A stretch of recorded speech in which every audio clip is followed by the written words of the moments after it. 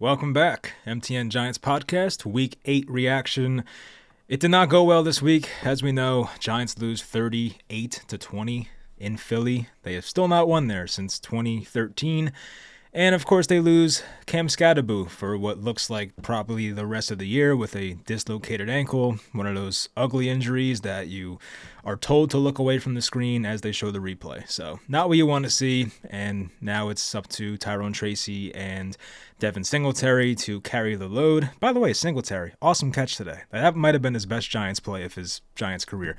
So didn't go as we wanted it to go, and I'm not one of those people that likes to harp on the referees. You guys know I tell it how it is, and in most cases the Giants lose because they suck, and I'll say that, and maybe it's because of bad coaching or Shane Bowen or, in the past it would be bad quarterback play, whatever. In this case, and I think even without these bad officiating calls, the Giants still would have lost this game ultimately. I mean, they lost by 18 points. But there were some officiating calls in this game that were unbelievably bad. I still can't get over the Jalen Hurts tush-push 4th and 1 play that was an obvious fumble that was ruled a dead ball or forward progress was stopped. Because he was still above the pile, so he was not down. He was still moving forward. And there was no reason to blow that play dead. I cannot believe that happened. And it was a clear strip and recovery by Kayvon Thibodeau. And that would have been a big momentum play. I think it was still like a 7-point game at that point, maybe 10. And the fact that that was called or blown dead is just crazy. I cannot get over that. And then there was the offensive pass interference later in the game. I've seen much worse than that has been let go by referees. I don't know why that's the one they have to call, and I don't think it was that bad. They showed the replay, and you have two guys, forget who the corner was, but Darius Slayton and the Eagles corner just kind of hand fighting, and sure, maybe Slayton slightly pushed off, but I don't think it was enough to throw a flag and just call the whole play back. It's crazy. So once again, I think the Giants lose regardless, but the officiating was bad in certain areas in this game. So I just have to come out and say that, but probably not a long reaction today because it just sucks. We're 2-6, the season's over, and some tough opponents coming up next. Playing San Francisco next week, coming off a loss, so who knows with that game. But yeah, hope you guys enjoy, of course. Leave a like, subscribe, all that, and let's get into it. All right, with the Giants offense, I think offensively they struggled, of course, in a lot of areas. They're down a lot of skill position players now, with Skattebo down and Malik Neighbors out for the year, as we know, and he is scheduled to have surgery, I think, later this week, I saw, which it's still crazy it took this long, but I know they have to wait for the swelling to go down, but it just sucks because I feel like we kind of wasted a month. I feel like Neighbors got hurt about a month ago. I think it was the 28th of, what was the month before this one? September. And it's the 26th, so it's going to be over a month until Neighbors has surgery, so it just kind of sucks you have to waste that time, but that's just how it goes in the medical field, I guess. Anyway, Giants offense, 4.9 yards per play. They had 246 offensive yards. 2 touchdowns, one was in garbage time, as we know. Jackson Dart got sacked 5 times. And speaking of Dart, I feel like for the most part, he played well. I saw moments in this game where he made something out of nothing, which was great. I think he did walk into a couple of sacks by holding onto the ball too long. That one he had, I think it was in the third quarter, maybe it was early fourth quarter, where Josh Uche, the guy from Michigan, was barreling down on him, and Jackson Dart held onto that ball for way too long. They had to review it because I believe on the field it was called a fumble. Then it was reviewed and called not a fumble. So that instance right there, Jackson Dart was getting way too cute and held onto the ball way too long. But we also saw Jackson Dart plays in this game where it was very impressive. He would extend the play, make a good throw, even some throws that were incomplete. I'm thinking back to the out and up route to Theo Johnson. I believe this was in the third quarter. And he put it in the most perfect spot. And maybe Theo Johnson heard the footsteps from the safety Blankenship, but he dropped it. But it was just a perfect throw. It hit him perfectly in stride. And yeah, Theo Johnson being that big, you should come down with that. So I think I think Jackson Dart had a pretty good game overall. I know the stats will say otherwise, and I think the Giants' offensive line, I think the Giants in the trenches in general, well, mainly offensively, just got destroyed by Philly. I think Philly's defensive line was so much better in this game as compared to the first meeting. Of course, with Jalen Carter being back, that's a massive difference. But you can just tell from like the very beginning of this game, first quarter, it's like, wow, Philly's defensive line is just winning in the trenches. And I think that was a big reason as to why Jackson Dart was under pressure all day and why he failed to reach 200 passing yards, and overall why the Giants offense didn't really look that great. Rushing wise, Jackson Dart only 17 yards, nothing too impressive. Did have the design quarterback run at the end for a touchdown, so I guess for those of you that have Jackson Dart in fantasy football, that worked out for you. It was a pretty well-designed play, too. I liked what I saw there. Cam Skattebo was 3 for 12 before leaving with the injury. He had a couple of nice runs, but we know how that ended. 10 for 39 for Tyrone Tracy. He did run kind of well. I know it's 3.9 per carry, but he did have like some nice patient runs. He was able to show some good vision and just extend plays and get some extra yards. So nothing great out of Tracy, but I thought he was pretty good. His longest run was for 6 yards. So once again, nothing great. It just felt like every run was like 3 yards, 4 yards, and the 1 6-yard run. So that's what it felt like for him. Devin Singletary, 2 carries, no yards, but as I mentioned, Singletary had that great catch down the left sideline. Receiving wise, Wandale was 3 for 48, no touchdown. Tyrone Tracy 2 for 14. Theo Johnson was only 3 for 20. Darius Slayton was 2 for 26. That should have been 3 for 80 something or 3 for 91, because if that play wasn't called back, then Slayton has a much better day, and even Jackson Dart has a much better day. Devin Singletary, the 1 catch for 28 yards. It was a beauty. Daniel Bellinger had a nice catch. It was like a corner route, left side of the field for 21 yards. Bo Collins caught a pass for 18 yards. I do not recall that happening. That must have been like deep in garbage time. And as I said, I think the Giants offensive line struggled a lot in the first half especially. I think even the whole game. I don't think it's fair to say just the first half. The Giants offensive line lost the battle today.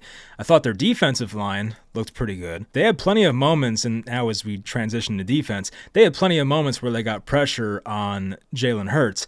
But Jalen Hurts, to his credit, did a good job of getting out of a lot of those situations. Now, the Giants did sack Jalen Hurts 4 times in this game, which that's really solid, but Hurts was able to go 15 of 20 for 179 yards and 4 passing touchdowns, no turnovers. I mean, that's a great game statistically, maybe not passing yards-wise. Now, the Giants' run defense, which has been an issue here this year, as we know, Saquon Barkley did nothing in the first game against the Giants. This time, second play from scrimmage, had the 65-yard rushing touchdown. He was 14 carries for 150 yards, the rushing touchdown. It could have been a bigger day, but Saquon left early with a groin injury. I think it was like a late third quarter, early fourth quarter he left the game. Tank Bigsby came in. He had that crazy, 3rd and 28. He ran for a first down. I think it might have been 2nd and 28, but whatever it was unacceptable, so that happened. But Tank Bigsby, 9 carries for 104 yards.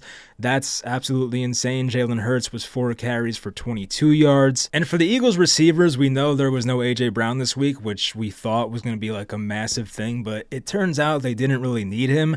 Saquon had 4 catches for 24 yards, had the receiving touchdown. Dallas Goedert, only 3 catches, 28 yards, but 2 went for touchdowns. They were like well-designed plays. Actually, one was a well-designed play. The other was Bobby Okereke just being horrendous in coverage and tripping over somebody. Devontae Smith, he was 6 for 84, no touchdowns. He had his way with Deontay Banks and Cordell Flott before he left with his concussion. Jahan Dotson made the crazy catch over Corey Black. That was a rough moment for him. You see Corey Black after that play walking back to the sideline and guys like patting him on the helmet, 7th round pick. I'm like, damn, I feel bad for this guy. So that was a rough moment. Nothing really else for the Eagles passing offense. But yeah, I mean, look, the Eagles are the better team. They were the better team in this one. The Giants don't have the talent right now. If the Giants were fully healthy, then yeah, maybe this is closer, but we know the Giants haven't won in Philly in 12 years for a reason. There's just been a talent gap in more years than not. And the Giants, as we know, as I look now, they were without Javon Holland. They were without Paulson Adebo, without Chauncey Golston. They were without Cam Skattebo, Malik Neighbors. They were missing a bunch of dudes in this game, and had they had these guys, it would have worked out better, because starting Dane Belton and starting Deontay Banks is just not what you want to see. I mean, I think Dane Belton's all right, but even he had some mess-ups in this game. But overall, you'd much rather have Adebo and Holland out there, so that is unfortunate. But as I said, either way, I think the Giants lose this game. I guess one other good bright note is that Graham Gano came back and kicked well. That was a little concerning because every time the Giants bring back Gano from injury, you're like, oh boy, here we go again. But no, he actually stayed healthy and kicked the ball well. He was, 2 of 2, I think he was. 2 of 2, made a long of 47. So yeah, it was a solid day for Gano, so no complaints there. All right, on to Mike's notes. I guess we'll just call it that. Why not? So notes I take during the game. Saquon's 65-yard touchdown. I think Muasau had a chance to get him. Tyler Nubin had a chance to get him. Tyler Nubin, I think, was the main guy on that play. He's the last line of defense there. Like, you have to not let Saquon go 65 yards. And I think Cordell Flott had a chance too, but mainly it was Tyler Nubin. Giants offense goes 3 and out in their first drive. 15-yard gain for Devontae Smith. It was wiped away because Abdul Carter, who, is not getting a bunch of stats right now, but he was able to draw a hold on Lane Johnson. Jake Elliott missed the 58-yard field goal. 3rd and 7, Jackson Dart had a nice scramble. Giants offensive line has not looked good, but Jackson Dart got the first down.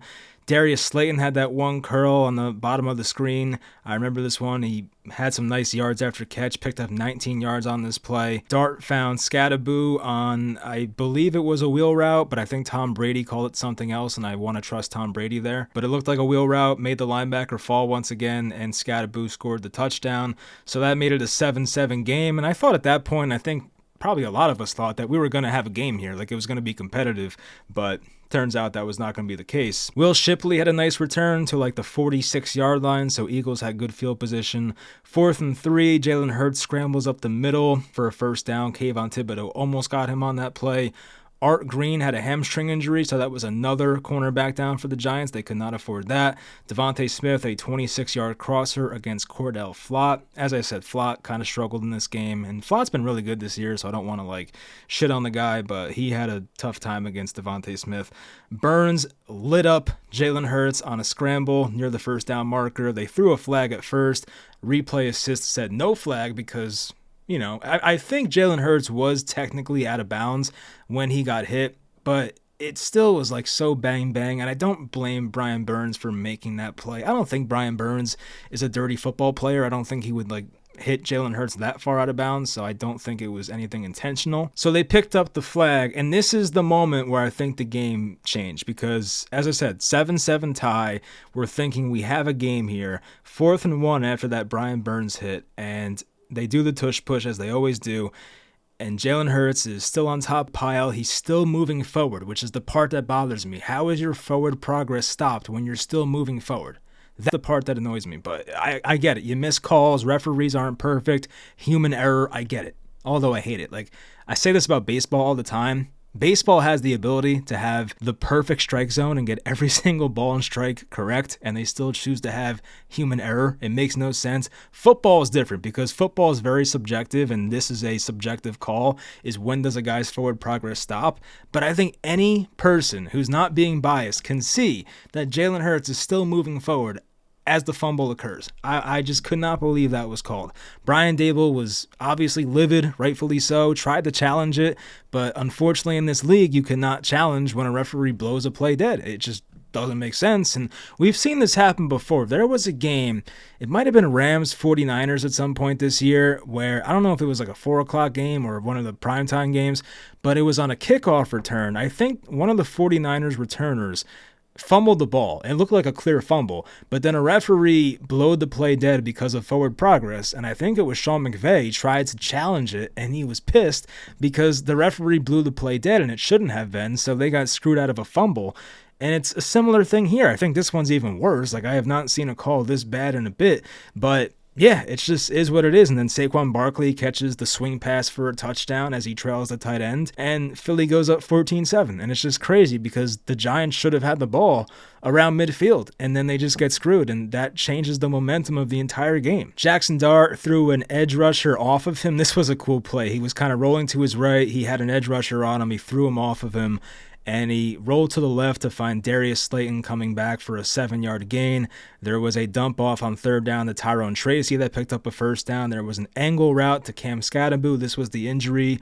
I think it was Zach Bond. I forget who it was. I think it was him, though, and just landed on Skattebo. His leg or ankle turns the wrong way, and we know what happened there, so that was unfortunate.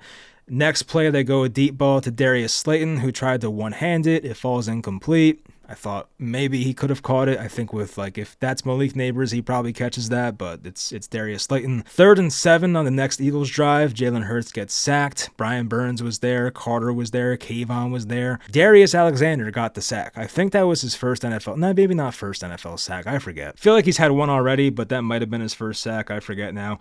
A corner route to Bellinger to the left for a first down, gain of 21. There was a 3rd and 6 deep ball to the left to Theo Johnson. We talked about this earlier.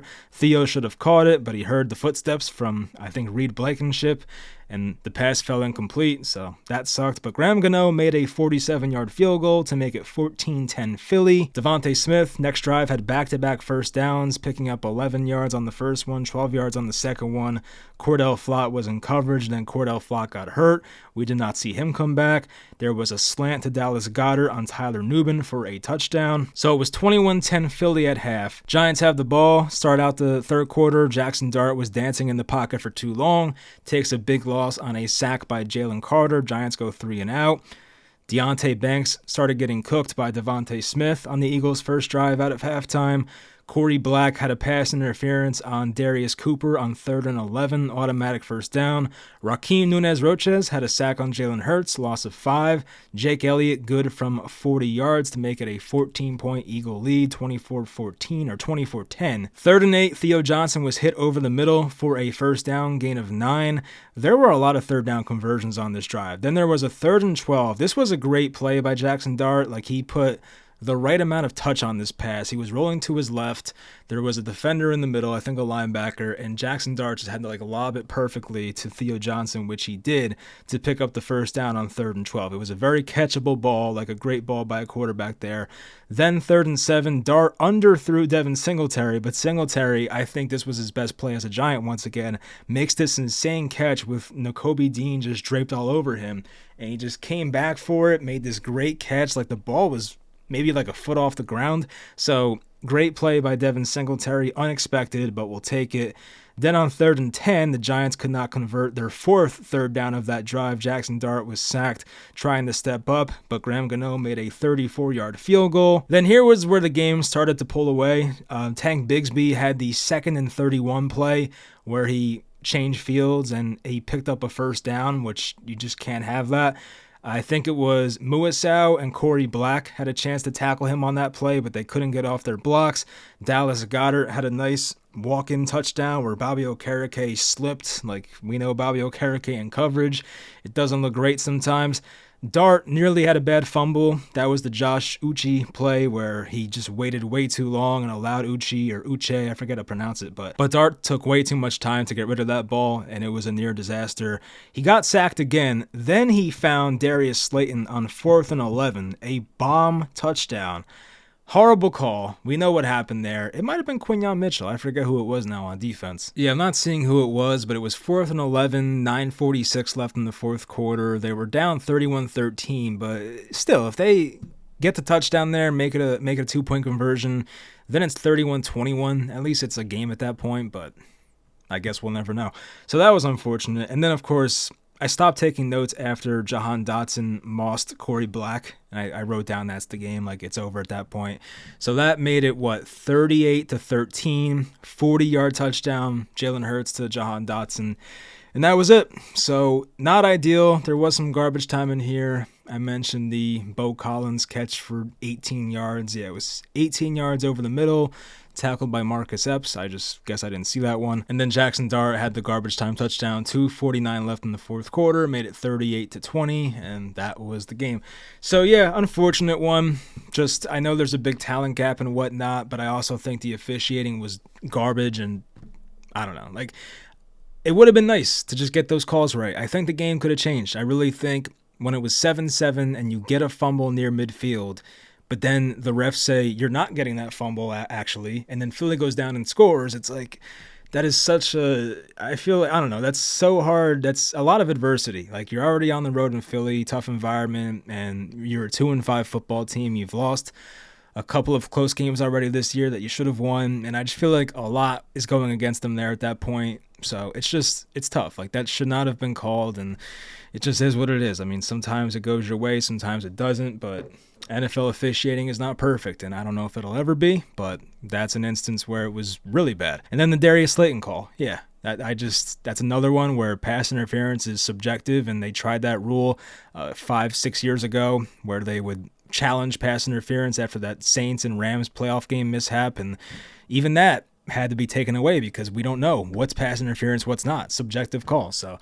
I don't know. I mean, there's no way to fix this stuff. It's just sometimes it goes your way, sometimes it doesn't. Ultimately, once again, I don't think that changed the outcome of this game, but I guess, once again, I guess we'll never know, but I don't know. I like when games are called fair, of course, and I just feel like this game wasn't exactly called fair, but I also don't want to make it sound like that's why the Giants lost, because I think they lose anyway. So I know I'm kind of talking on both sides of my mouth here, but I'm trying to be honest. So anyway, prayers to Cam Skattebo, and yeah, it just sucks. Another really exciting offensive player goes down. Like Neighbors and Skattebo, like if we had those guys for a full season, that would be awesome. I think the Giants actually could have put up some numbers with good quarterback play from Jackson Dart, which they've been getting. But now, if it's Tyrone Tracy as your RB1, and then you have Darius Slayton as your wide receiver 1, and Wandale and Theo Johnson, like, are you going to be able to put up that many points with that kind of offense? I'm not really sure. I feel like Jackson Dart has a lot of stuff stacked against him here. So we'll find out. But over these next, 10 games or so, or 9 games, whatever it is, Jackson Dart does have a lot against him. So we'll see what he does facing adversity. I have no doubt that he'll play good football towards the end of the year. My issue is he has to stay healthy, because Jackson Dart does kind of play a reckless style of football, which I appreciate, of course. He puts he plays his ass off, but I feel like at times he just does some things that are a bit reckless and could get himself hurt. So you got to hope that doesn't happen. But right now, as I said, next week, the Giants they're hosting the Niners. 1:00 game. Last time the Niners came to MetLife, they beat the living crap out of the Giants. I think that was the Joe Judge year. But yeah, right now the Niners are favored by 3 on the road. So I don't know, maybe I guess it's possible for the Giants to hang around in that game, but the Niners are the better team. They are missing guys. We know that Nick Bosa's gone. We know Fred Warner's gone. So their top 2 defenders are gone. And they got George Kittle back recently. Pearsall's been out. Purdy's been out. Purdy might be back next week because Mac Jones looked pretty bad today. So maybe Purdy makes his return in week 9 versus the Giants. So that could happen. And as we know, after that, it doesn't get much easier. There's a stretch of 5 games in a row here where it's tough. Hosting San Fran, at Chicago, who they lost today. Hosting Green Bay, at Detroit, at the Patriots, hosting Washington. So 5 or 6 tough games in a row.